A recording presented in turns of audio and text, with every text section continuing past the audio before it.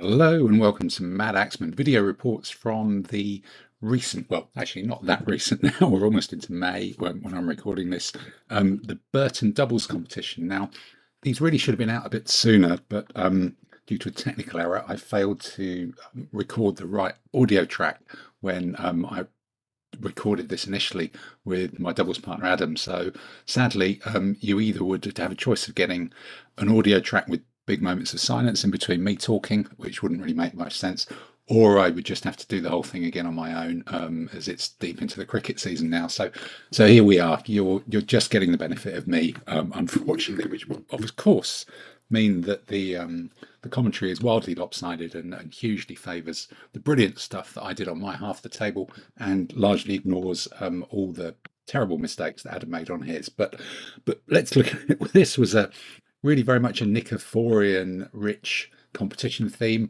These are my Forged in Battle Nikephorian Scutatoi, the mixed Scutatoi with shooters at the back and shields at the front. So using them and the newly painted troops I had was a big driver for pulling the army together.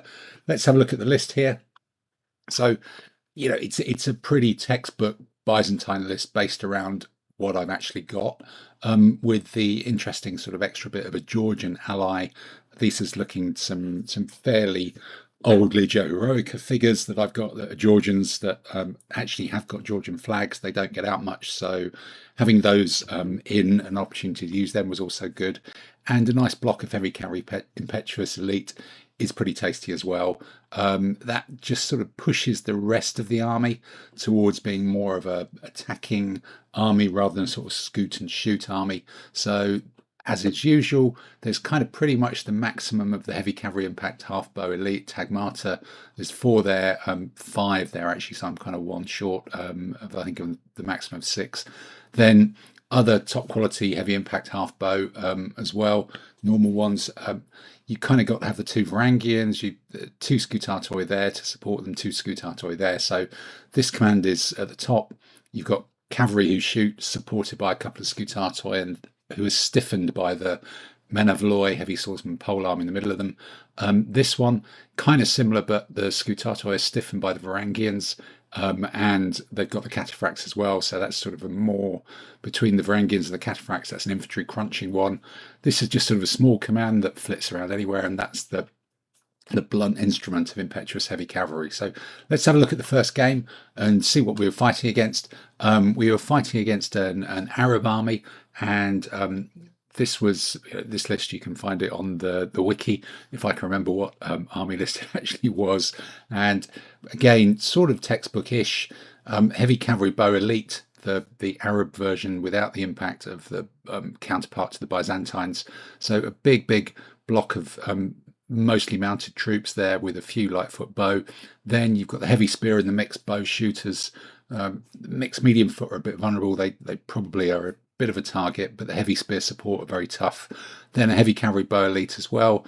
And then there was a missing flank march that we'll come on to later in the game description. So this was leaning towards the right hand side of the table where there was a big gentle hill that there'd been ambush markers there. You've got some mixed, the spearman bowman block here and the cavalry. You've got another block of cavalry here behind that ambush marker. You've got the lights, and it's pretty clear that a flank march, because there's nothing over here, would be coming on this side of the table. But what that did mean was that this part of the table was pretty much completely vacant, apart from these other couple of light horse. We've got the Georgians here. We've got the command with the Varangians and the cataphracts ready to push here again onto this sort of corner of the line. And then here, the Scutatoi and some more cavalry who can just sort of hold off, hopefully, anything that comes forward to them while we punch through here. And I think the little command was probably over on this far side, very keen to get round as well. So let's see how that sort of starts to develop. So yeah, straight up, that's the little command of 4 cavalry and 1 light horse. Zooms in, gets a good pip roll to start with, ends up almost behind the flank of this army, and the Georgians are just steaming forwards as well. The Scutatoi and the Men of Lai are racing to catch up. It's really just put pressure on this and just turn that flank whilst it's still there gaping open. Over on this side, just pressed up a bit. The Varangians, the Scutatoi, have pressed up to dare anybody to come over the hill, because then they're going to struggle against that. And the rest of these cavalry are being a bit cagey and hanging back. The big forces on our left flank. So over here, you've seen those light horse have scooted out the way very sensibly. The cavalry commanders redeployed, ready to attack, but the Georgians are attacking as well, and it's putting this lot under a huge amount of pressure. Way too much. That's even before these Scutatois join in on shooting. And this block of spearmen and supported medium mixed bowmen, that's just a target for the Cataphracts and the Varangians. They're steaming forwards to it. They've not got the benefit of the hill. So again, a missing commander. We've really deployed three commands with very well optimized stuff against it to crush this side of the enemy army. So what happens here is you can see suddenly that ambush has appeared, and effectively it's another block of these spearmen and bowmen. But for some reason, they've kind of marched off to the flank, allowing the cavalry to come straight through and over the top of the hill. So I'm pretty happy that they've marched off to the flank. I'm not really planning to push through there at all anyway. Just form a bit of a line here. And with all this stuff coming through, I probably brought some of these cavalry back to kind of form a line here. Whereas the Cataphracts keep going forwards, the Varangians keep going forwards, and there's more pressure, as we'll see, on that left flank pretty soon. And here you can see the sort of full effect of falling back away from that flank just in case something arrives. But now there's spearmen there. That's really going to make it very slow for the Arabs to come around and put any pressure on. So this defensive line can kind of sit back here and dare the cavalry to come on and take on these Scutatoi or get into range of their shooting. So speed, action here. The cavalry in the Arab thing are retreating even more. So the Cataphracts and the Varangians go in against their optimized opponents, really. The Georgians have raced forwards. They probably caused that evade as well to happen. So over here, Cataphracts have gone straight through in their first turn, knocked over one of the medium spearmen, not too surprising. I think the Varangians are doing okay. They're struggling a bit there, and you can see the Arab cavalry have come down off the hill. So there's even potential for the little spare javelin to run around as these Arabs retreat and the Georgians advance. So back on that kind of right-hand side, the cavalry, some of them got distracted by fighting away at the Scutatoi. This spear block is still struggling to do too much, so the rest of the cavalry is just steamed forward, and I've hurled a couple of my own cavalry into it just to really slow it up, because the game's getting won over to the left, really. So those guys are fighting against the huge mass of Arab cavalry coming down off that hill.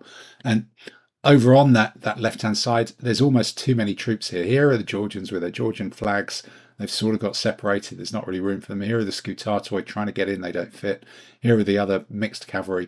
And the Arabs, basically, there's just not enough space now in front of their camp for them to keep retreating.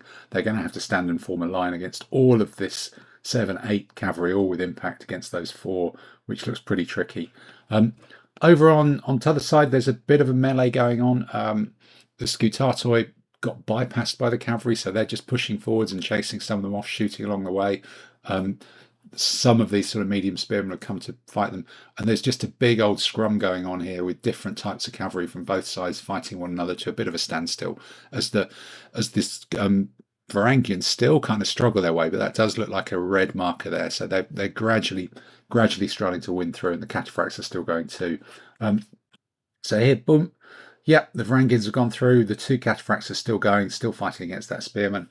These Varangians are still hacking away against the medium swordsmen who've gotten 2 hits now. My bowmen are driving these off as well. So this sort of defensive line is about to be outflanked by Cataphracts and Varangians too. And there they go. They've just got to stand. Even some of the light horse have got to stand against the charging Georgians. It's really squeezing these poor Arabs into a very, very tiny space in a vice of quite a lot of nasty stuff.